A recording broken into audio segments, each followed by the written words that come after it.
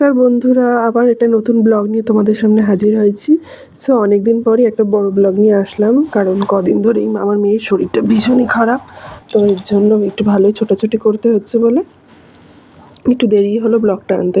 সকালবেলা যা রোদের তাপ বেড়েছে, মানে আর সারাদিন যেভাবে গরম বাড়ছে, সত্যি আর পারা যায় না। তো এই সকালের মধ্যে যেই জানলাটা খুলেছি অমনি একেবারে রোদের একটা হলকানি এসে গেছে। আর এর জন্য আজকে সকালবেলা করেছিলাম একটু ফেনা ভাত। আর এরপর সকালবেলাতেই আগে জামা কাপড়গুলো তুলে নিয়েছি, কারণ যত তাপ বাড়বে না জামা কাপড়গুলো গরম হতে থাকবে। আর এরপর একটু বিছানাটা গুছিয়ে নিচ্ছি। সো আর যে আমাদের না বাটা মশলা খেতে বেশি ভালোবাসে বলে সেদিন একটু মশলা বেটে নিলাম। আর আজকে না ধরেছে হলো বাবার ঘরটা, আলনাটার পিছনে যে জায়গা আছে সেটা আমি ভুলেই খেয়ালই করিনি। সো আমার জামা কাপড়গুলো আর ওর বাবার জামাগুলো সব নামিয়ে একদম আলনা ফালনা পুছে আবার নতুন করে আলনা টালনা ভালো করে গুছিয়ে রাখলাম, কারণ এরপরে মেয়েকে নিয়ে আবার একটা জায়গায় ডাক্তার দেখানোর আছে। তো সেই জন্যই আর কি করে টরে গেলাম।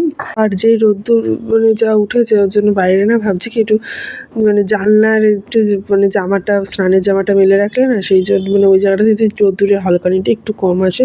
তো সেই জন্য আর কি একটু জানলার গ্রিল ঠিলও পরিষ্কার করে রাখলাম, যে জামা কাপড় আবার মেলবো বলে, নইলে জামা কাপড়ে ময়লা লেগে যাবে। তো এর জন্য একটু গ্রিল ঠিলও ভালো করে পরিষ্কার টরিষ্কার করে নিচ্ছি, কারণ সবসময় পাখি টাকিরা আসে, একটু ওদের ময়লা ঠয়লা করে, ওর জন্য গ্রিল ঠিলগুলো মুছে টুছে নিলাম। এরপর তো খাওয়া দাওয়া সেরে এখন একটু ডাক্তারের কাছে এসেছি, ওর বাবা এদিকে বিলিং টিলিং করছে। আর এখানে মেয়ে দেখো মাছ টাছ দেখছে, এখানে খুব সুন্দর অ্যাকোরিয়ামে বেশ ছোটো ছোটো মাছ আছে। আর ও সেটাই বলছে যে কোনটা কী কালার, সেগুলোই দেখছে আর কি। আর দেখো না, তাও কোনো ভয় বলে কোনো বস্তু নেই। সো এরপর ডাক্তারের বেশিক্ষণ লাগেনি। সো চলে আসার পর বিকেলবেলা একটু ছাদে গিয়েছিলাম, আর তা গিয়ে একটু খাবার খাচ্ছিলাম, একটু পেয়ারা খাচ্ছিলাম। আমার না ডাসা পেয়ারা ভালো লাগে। কার কার ডাসা পেয়ারা ভালো লাগে একটু বলো তো। সো এর জন্য একটু খাচ্ছিলাম। আর ভালোই অন্ধকার হয়ে এসে, আর তার আগে না এত রোদ্দুর থাকে ছাদে যাওয়া যায় না। তো এরপর একটু নিচে এসে মেয়েকে পড়তে বসিয়ে লঙ্কা বাছতে বসে গেছি। আর সকালবেলা মেনলি না মাই বলছিল যে সকালবেলা হাতে কাজ থাকে, যে বিকেলবেলা তো কাজ কম থাকে, সেই জন্য লঙ্কাটা বিকেলেই কর।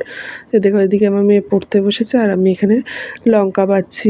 আর আজকে আমাদের বাড়িতে একটা মজাদার খাবার হয়েছিল, সেটা হলো ডিমের পাতুরি।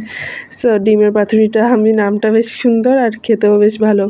তো ডিমের, আরে দেখো মেয়েটা এদিকে আবার গান শুনছে। সত্যি তোমরা কেউ বলো তো, যে কেউ আমাদের সময়ে এই বয়সে কেউ ব্লুটুথে কি গান শুনেছে? নিশ্চয়ই শোনোনি। কিন্তু এখনকার জেনারেশন ভালোভাবেই শোনে। দেখো এখানে ডিম পাতুরি একদম খেতে অসাধারণ। তোমাদের যদি রেসিপিটা লাগে বলো, আমি দিয়ে দেবো। আর এদিকে দেখো সারাদিন দৌড়ঝাঁপ করে করে আমার মেয়ের পায়ে ব্যথা হয়ে গেছে, তো এই জন্য ওকে একটু পা টিপে দিচ্ছি। আর দেখো এদিকে আর বাবা চুপা চিপস নিয়ে এসেছে। হ্যাঁ, সেই চুপা চিপসটা এবার আমিও ট্রাই করছি। খেতে কিন্তু বেশ ভালোই লাগে। আমাদের সময় এই সমস্ত ছিল না। আর খেলেও আমার মনে হচ্ছিল। যাই হোক, ব্লগটা ভালো লাগলে সাপোর্ট করে পাশে থেকো আর সাবস্ক্রাইব করে দেবে।